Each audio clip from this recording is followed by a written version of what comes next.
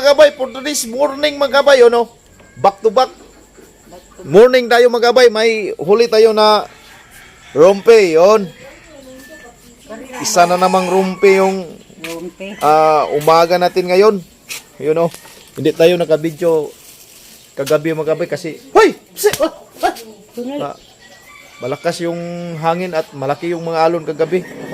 Yun know. Back to back morning. May lingko na naman tayong nahuli. Bali, kagahapon yung lingko namin ay 2 kilos and 4 point. Yung makabay, 2.4 kilo kagahapon makabay. Ngayon, hindi pa natin alam kung mga ilang kilo to. Nasa mga lampas sa mga 3 kilo. You know. Pila na eh. Abot og tulo, upat. Tulog tunga no. Yeah. Yung huli natin na maliit oh. Zero ng balde.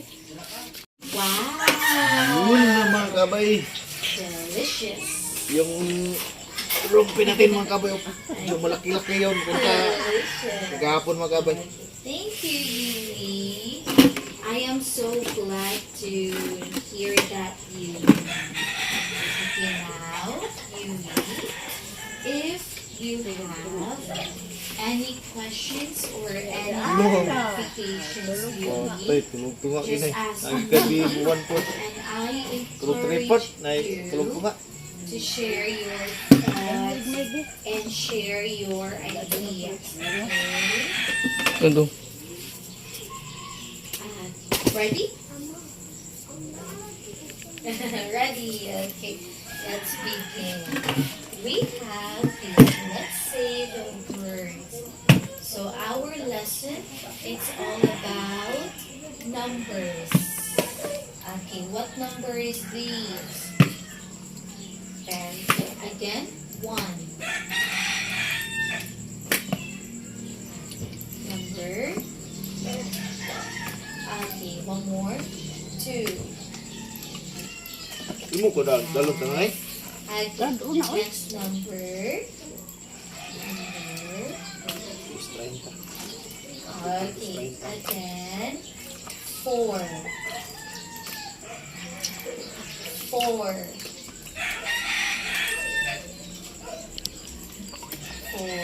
Alright. Very good, Yuri. Okay, next number.